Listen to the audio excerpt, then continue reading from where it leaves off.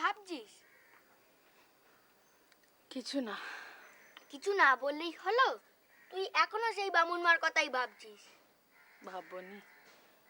অমন সতীনক্ষী কেমন রথে চড়ে স্বর্গে গেল বল দেখিনি। তাহলে তুইও তো মা স্বর্গে যাবি। সেদিন বিন্দির মা রাখালের পিসিকে বলছিল কাঙালের মার মতো সতীনক্ষী দুলে পাড়ায় আর নেই। আর দুটো ভাত দি। তোর আছে তো? আছে বাবা, আছে, তুই খা। আর একটু বেগুন পোড়া দে তো মা, খুব সুন্দর হয়েছে। তোর গাছের বেগুন তো, তাই ভারী স্বাদ। বিন্দির মা আমায় সব বলেছে। আমার বাপটা যখন তোকে ছেড়ে চলে গেল তখন কত লোক তোকে নিকে করতে চাইলো, তুই রাজি হসনি। ও মা, তুই যদি নিকে করে চলে যেতিস তাহলে কি আমায় এমন করে খাওয়াতো? খেতে না পেয়ে মরেই যেতুম। ছি বাবা, খেতে বসে এমন কথা বলতে নেই। আমি নিকে করব কোন দুঃখে? আমার কাঙালি চরণ আছে না, দুদিন বাদে যখন সে রোজগার করতে শিখবে। তোর জন্য তো আমি কাজ শিখতে পারছি না, রোজগার করব কেমন করে? রোজ আমাকে ওই কুন্ডুশালা না না মালিকটা বকে আর পয়সা কাটে। আজও বকবে। আমি চলি, তুই খেয়ে নে।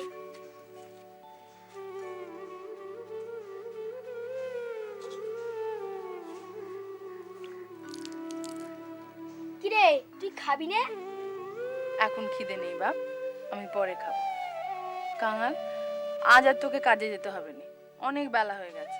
কাজে না গেলে জল পানি দুটো পয়সাতে কেটে নেবে। নিগ্গে কেটে আয়। আজ বরঞ্চ তোকে আমি রূপকথার গল্প বলি। সেই ব্যঙ্গমা ব্যঙ্গমি রাজপুত্তুর আর রাজকন্যার গপ্প? আয়, তুই আমার কাজটিতে এসে বস তো। আয়, বস। এক ছিল রাজা আর এক ছিল রানী, বড় রানী আর ছোট রানী। কিন্তু রাজার মনে সুখ নেই। কেন? রাজার তো ছেলে মেয়ে নেই। তারপর কি ঝড়ে যে তোর গা পুড়ে যাচ্ছে, তুই এই জ্বর গায়ে নদী থেকে নিয়ে এলি কেন? ও কিছু না বাবা, অনেকক্ষণ রোদে দাঁড়িয়েছিলাম তো, তাই হয়তো গাটা একটু গরম গরম লাগছে। এত জ্বর বলে গাটা একটু গরম? চল চল সুবি, চল, আমি তোকে বিছানা করে দিচ্ছি।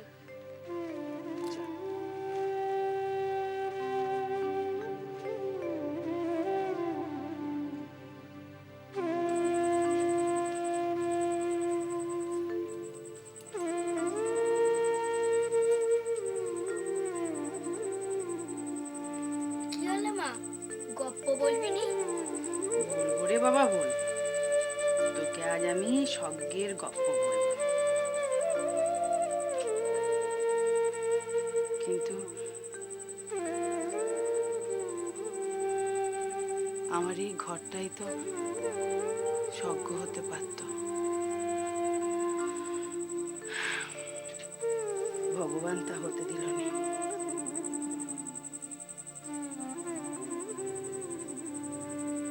তুই আবার সেই বাপের কথা ভাবছিস? একটাকে খাবার মুরদ নেই, বড় বড় কথা। এই, তুই আমার মুরত তুললি? এই, তোকে আজ আমি খুন করবো। মেরে ফেলো, একেবারে মেরে ফেলো, আমাকে শেষ করে ফেলো। দিলে পাড়া সবাই জানে ওর সঙ্গে তোমার বিরুদ্ধের কথা। পুরা হাড়ি মেরে ফেলছে। তবে রে,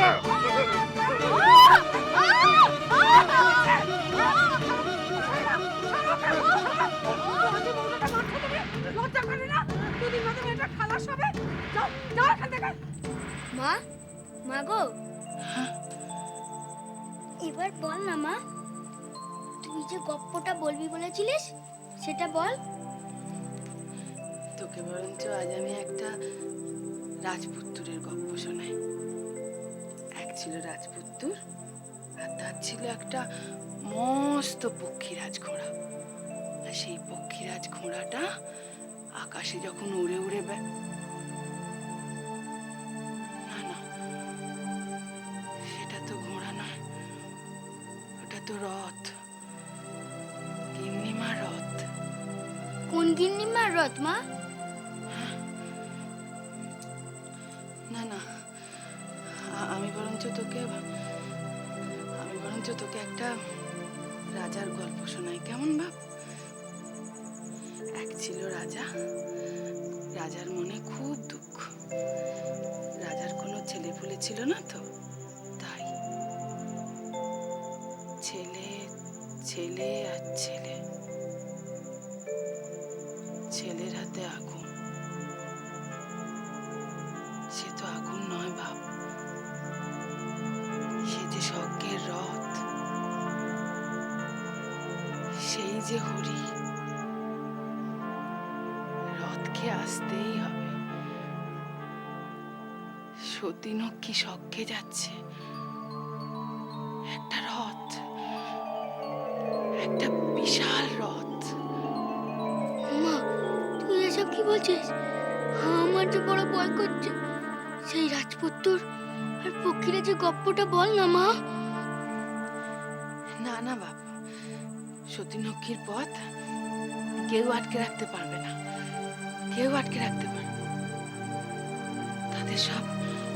তাদের সব বিকট চেহারা, হাতে গদা, তারা হলো যমদূত। কিন্তু কিন্তু ছেলের হাতে আগুন আর স্বামীর পায়ের ধুলো, মাথায় সিঁদুর, পায়ে আলতা। ছেলের হাতে আগুন, সে তো আগুন নয়, সেই যে স্বর্গের রথ, সেই তো হরি। স্বর্গের রথ আসতেই হবে। সতীনক্ষীর রথ কেউ আটকে রাখতে পারবে না। যমদূতেরা তার পথ কিছুতেই আটকে রাখতে পারবে না। আসতেই হবে স্বর্গ থেকে রথকে। সতীনক্ষীর পথ কেউ পারবে না আটকে রাখতে, কেউ না। ঠিক নিয়ে যাবে সতীনক্ষীকে রথে চড়িয়ে, ঠিক স্বর্গ থেকে রথ এসে নিয়ে যাবে, ঠিক নিয়ে যাবে, ঠিক। আমার ভয় করছে মা। তুই তুই এই গল্পটা বন্ধ কর। না না, ছোট জাত বলে তখন আর কেউ ঘেন্না করতে পারবে না। বাপ কাঙালি চরণ। কি বলছিস মা? এই তো আমি। বাপরে, যদি তোর হাতের আগুন আমি পাই, তাহলে আমিও ঠিক বামুনমার মতোই স্বর্গে যেতে পারবো। যমদূতেরা আমার পথ কিছুতেই আটকে রাখতে পারবে। ছোট জাত, গরিব দুঃখী বলে কেউ দেখবি আটকে রাখতে পারবে না। সতীনক্ষীর রথ কেউ পারবে না আটকে রাখতে। ছেলের হাতে আগুন, সেই তো স্বর্গের রথ, সেই তো হরি। বাপ কাঙাল, বাপ কাঙাল, মরার আগে তাকে একটিবার এখানে আনবি বাপ। আমি যেন তার পায়ের ধুলো পাই বাপ। পাবো তো? বল না কাঙালি, একটিবার তার পায়ের ধুলো আমি পাবো তো বাপ? কিন্তু আমার সিঁদুর আলতা কে পড়াবে? তুই পারবি না? তুই পারবি তো কাঙালি? হ্যাঁ, তুই ঠিক পারবি। তুই তো আমার ছেলে, তুই আমার মেয়ে, তুই আমার সব বাপ কাঙালি, তুই আমার সব। তুই ঠিক পারবি। রথ, একটা বিশাল রথ আসতেই হবে। সতীনক্ষী স্বর্গে যাচ্ছে, রথকে আসতেই হবে। কেউ পারবে না, কেউ আটকে রাখতে পারবে না। সতীনক্ষীকে নিয়ে যেতেই হবে, রথকে আসতেই হবে, আসতেই হবে।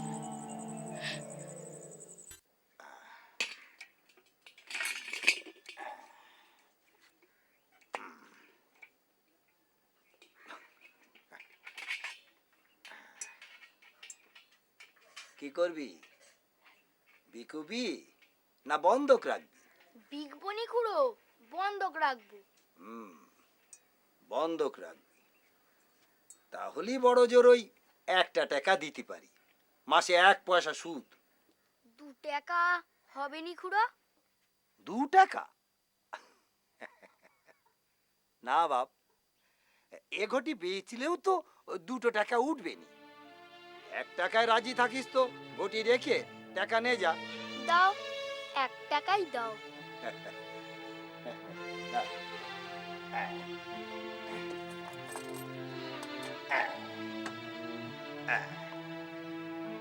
নে।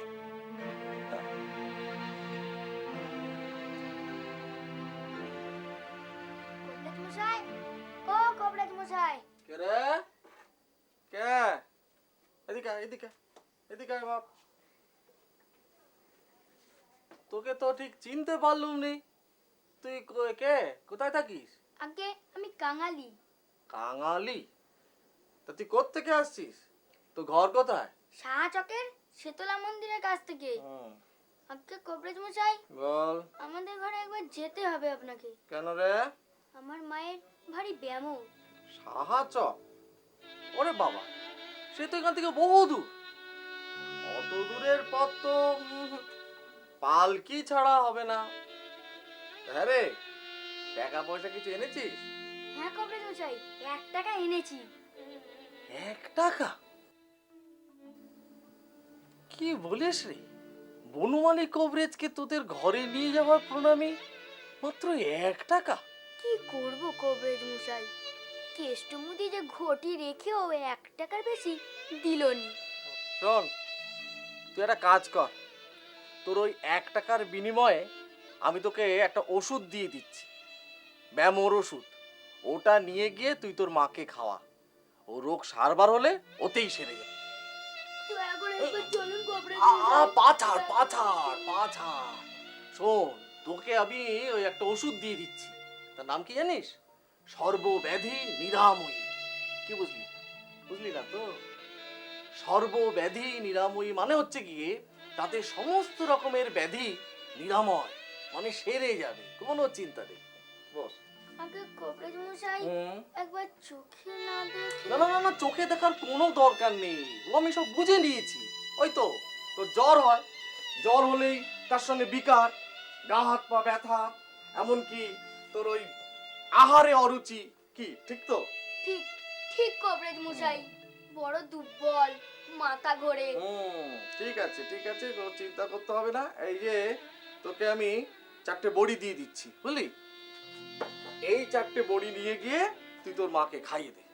আর এর সঙ্গে ওই আদার সত্ত্ব, তারপর তুলসী পাতার রস, আর ওই পিপুল পাতার রস, হ্যাঁ, আর ওই মধু, এই 4টে জিনিস মিশিয়ে খাইয়ে দিবি।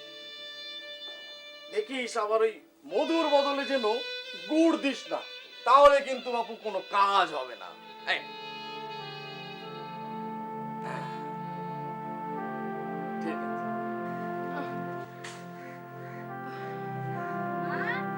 মা, আর ভয় নেই, এবার তুই ভালো হয়ে যাবি। সকালবেলা কোথায় গেছিলি বাপ? আমি তো ভেবেই মরি। তোর ওষুধ আনতে পলাশ পাইয়ে কবরেজের বাড়ি গিয়েছিল। ও বাবা, সে যে অনেক দূরের পথ। তুই আবার ওষুধ আনতে গেলি কেন? ওষুধ না খেলে তুই সারবি কি করে? সেই বনমালী কবরেজের ওষুধ। এই নে। তাকেও নিয়ে আসতে চেয়েছিল, কিন্তু 1 টাকা এনেছি শুনে শালা না না, 2 জন, সে এলোনি। 4টে বড়ি দিয়েছে, এতেই তুই ভালো হয়ে যাবি। রাখ, আমি পিপুল পাতা তুলতে যাচ্ছি। কিন্তু পাই কোথা থেকে বলতো? টাকা পেলি কোত্থেকে বাপ? কেষ্টমুদির কাছে ঘটি বাধা দিয়ে 1 টাকা পেয়েছি। তুই আমাকে না জিজ্ঞেস করে ঘটি বাঁধা কেন দিতে গেলি? হায় রে আমার পোড়া কপাল। তুই ভাবিস নি মা, আমি 1 মাসের মধ্যে ও ঘটি ছাড়িয়ে নেব। আর যদি না পারি তাহলে ঘটি গেলে ঘটি আসবে, কিন্তু মা গেলে। শোন বাপ, তোকে একটা কথা বলি। আমাদের মতো দুলে বাগদির গরিব ঘরে কেউ ওষুধ খেয়ে বাঁচে না রে। বাঁচতে হলে সে এমনিই বাঁচে, আর তা না হলে। তুই থাম তো, আমি পিপুল পাতা তুলতে যাচ্ছি, খবরদার উঠবি না।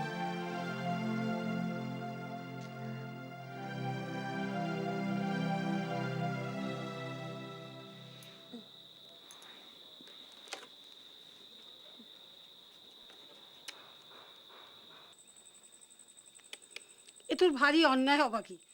কাংলাটা কত কষ্ট করে ঘটি বাঁধা দে তোর জন্যে ওই কবরেজের ওষুধ নিয়ে এলো, আর তুই কি না কবরেজের ওষুধগুলোকে উনুনে ফেলে দিলি? হ্যাঁ, কবরেজের ওষুধে কি হবে দিদি? সারবার হলে এমনিই সারবে, শুধু শুধু একটা ঘটি গেল। আমি বলি কি, তুই এক কাজ কর দিনি, হরিণের শিং শিলে ঘষে মধু দিয়ে মেরে খা, দেখবি দুদিনেই তোর ব্যায়াম বাপ বাপ করে পালাবি। কেন গেটে করি পোড়াটাই বা মন্দ কিসের? তোর মনে নেই? আরে ওই তো গেল আষাঢ়ে আমার বঞ্জিটা, এখন যায় যায় অবস্থা। তখন কবরেজ এসে কেউ কিচ্ছু করতে পারলো না, শেষে ওই করি পোড়া বেটে তুলসী পাতার রস দিয়ে খাওয়াতেই এখন দুদিনে চাঙ্গা হয়ে গেল। হ্যাঁ, আর সেবার আমার ভাসুরের মেজ বিটিরও এমনি ধারা অবস্থা, কত কবরেজ কত গুণিন, কিছুতেই কিছু হলো নি, শেষে হরিণের শিঙের গুঁড়ো খেয়েই তবে সারলো। ঠিক আছে, ও দুটোতেই সারবেক্ষণ। অভাগী, আজ উঠি বুঝলি, বেলা গেল, কাল আবার আসবো। হ্যাঁ, ও কাংলা, তোর মা তো কবরেজের ওষুধ খেলো নি রে, তুই তো কাজ কর না। আমি সব শুনেছি, দুয়ারেই বসেছিলুম।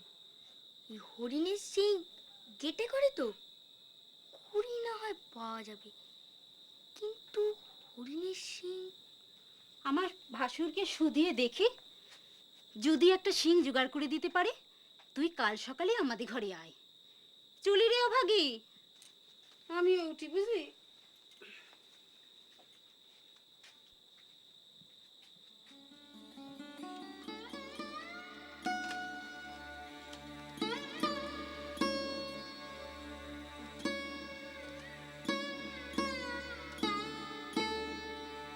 জ্বরটা বোধ করি আবার বাড়ছে মা।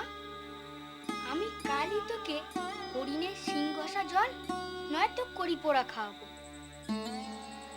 ওসব খেয়ে কিছু হবে নি বাপ,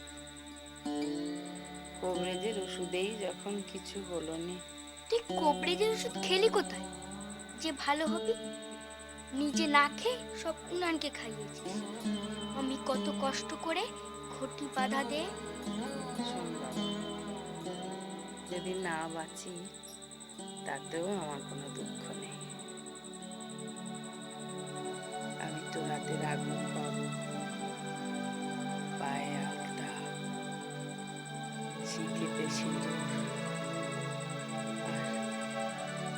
আর একটিবার তাকে ধরে আনিস বাপ, বলবি বলবি শুধু একটু পায়ের ধুলো, কাকিমা, যে আমাদের ছেড়ে চলে গেছে। আমি পারবো না, অমন বাপের আমি। এমন বলতে নেই বাপ। আয়।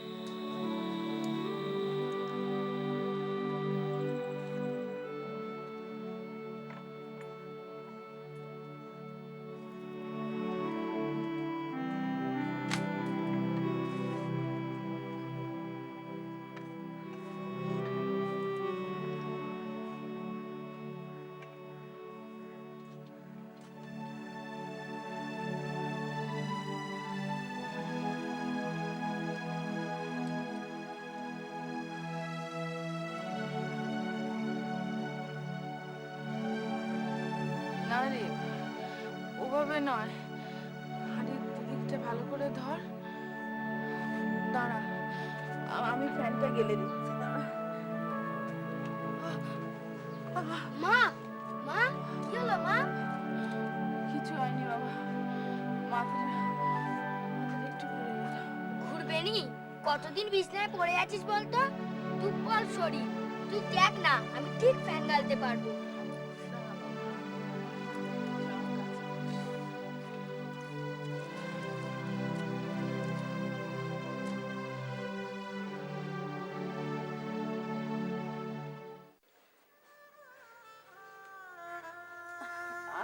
বাঙালি এসে ভাতটা বেড়ে খেতে বসায়।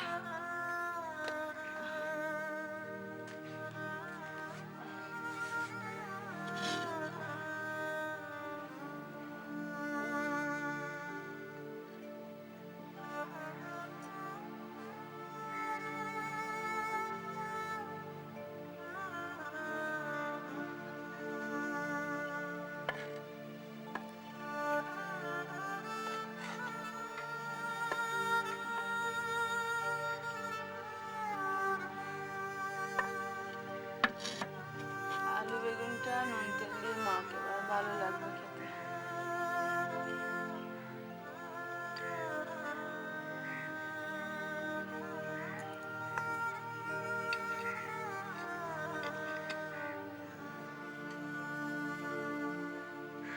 ওমা অতটা নুন নিলি কেন?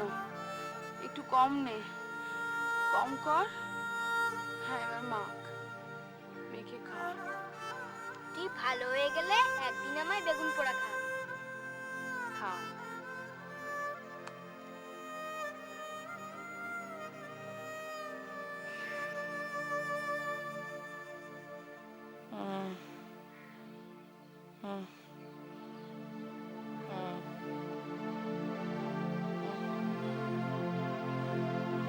অভাগী, অভাগী, কষ্ট হচ্ছে?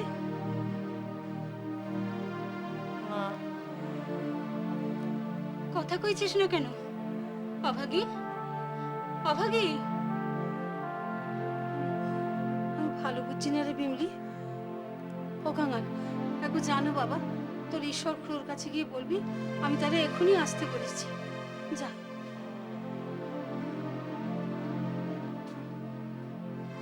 ঈশ্বরের নারী জ্ঞানটা খুব ভালো জানিস। সেবারে ওই যে বিষ্ণু দাসের মায়ের নারী দেখে কেমন নিদেন হেঁকে দিল। আর ফোড়া কাটার হাত, বড় বড় ফোড়া ধরে আর নরম চালিয়েই কিরম ফালা ফালা করে। তোমরা তোমার কারাগো কার কথা বলছো? এই যে আমরা, আমি তোর ভোগী দিদি।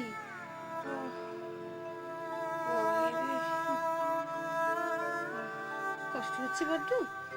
হ্যাঁ, আরে কিছু খাবি? একটু বার্লি করি, বার্লি খা। কদিন ধরে তো তোর পেটে কিচ্ছু পড়েনি রে।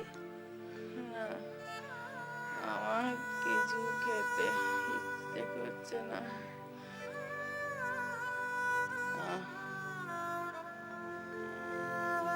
কি হয়েছে? ঈশ্বর, তুমি এসেছো? হ্যাঁ, একবার অভাগী নারীটা দেখো না। আচ্ছা আচ্ছা।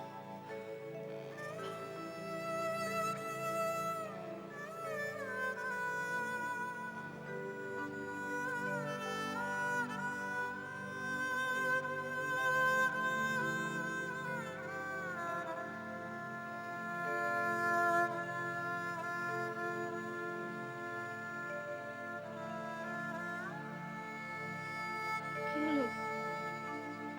হ্যাঁ, কি হলো? আমি বেশ ভালো বুঝছিনি। নারীটা বড়ই চঞ্চল, এর থেকে বেশি কিছু বলতে পারবো না। আমি কাজ ফেলে এসেছি, এখন চলি। সময় পেলে রাতের বেলা একবার এসে দেখে যাব।